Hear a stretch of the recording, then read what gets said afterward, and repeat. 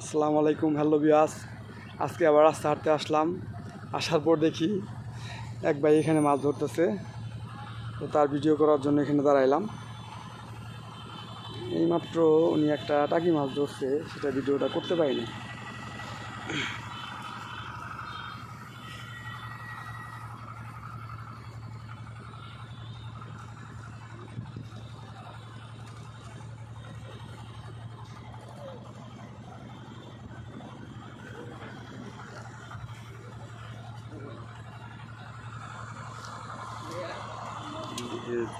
যে ছোট একটা বিল, সেই বিলের মধ্যে অনেকগুলো ভরজাল। যারা ভরজাল দিয়ে মাছ ধরে তারা মূলত এখন নাই, হয়তো সকাল দুপুরে মাছ ধরে চলে গেছে।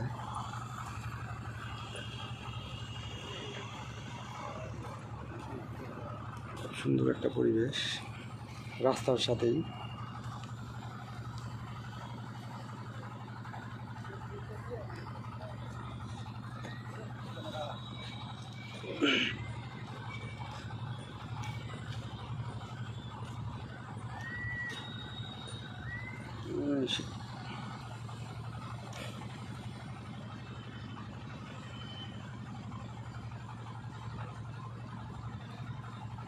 পুঁটি মাছ এমন একটা মাছ, আধার পাইলে ওর আর ছাড়া ছাড়ি না, আধার খাইতেই হবে।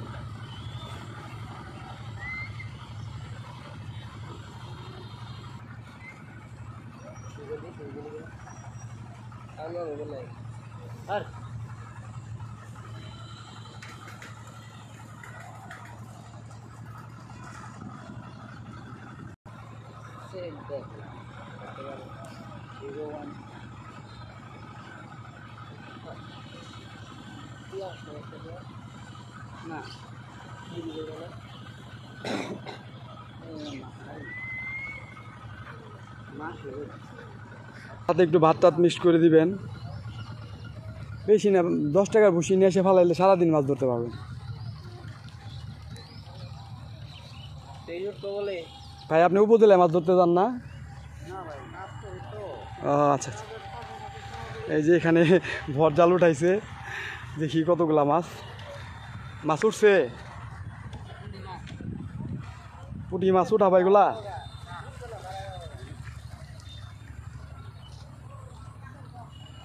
এই ছোট ছেলেটা এখানে আসছে, ঘাড় যেন ভর জাল, ও উঠাইছিল মাছ, দেখলো কয়টা মাছ উঠছে।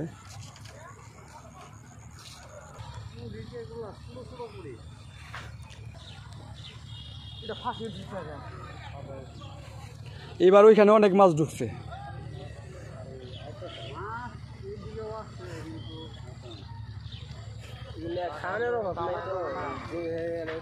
আর এইবার যতগুলা নদী আছে, যতগুলা বিল আছে, প্রত্যেকটা বিল নদীতে মাছ ঢুকছে। যে বন্যা হয়েছে ভাই, কারোর ঘেরের মাছ আর তার ঘেরের মধ্যে নাই।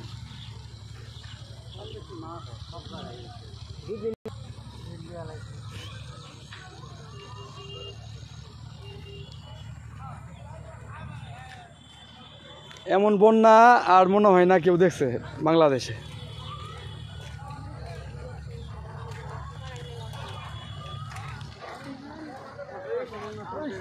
তাই না ভাই? আরে মানুষের অবস্থা খুবই খারাপ। আপনি ঘর বাইরে থেকে জিনিসপত্রগুলো বের করবে, সেই সুযোগটাও কেউ পায় না।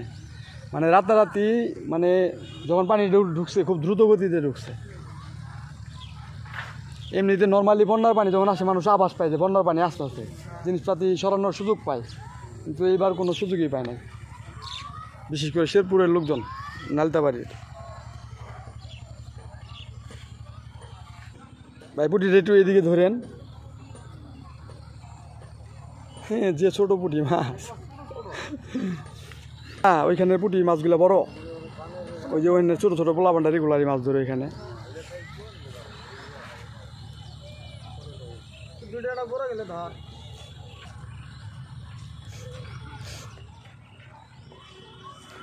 কই মাছ আর আপনার টাকি মাছের জন্য চিংড়ি মাছ সবচাইতে বেস্ট। তোমার যখন বসি আটকাই দা, শিকারিটা তুলতে পারে না, ভয়ে তোমার বসি কাটে দেয়। এমন ঘটনা অনেক ঘটছে এখানে। আমার কাছে মনে হলো যে একটা বড় ধরনের একটা দানব আকৃতির মাছ। উপরে শেওলা পড়ে গেছে বসি খায় না। অনেক বয়সে কাতল মাছ।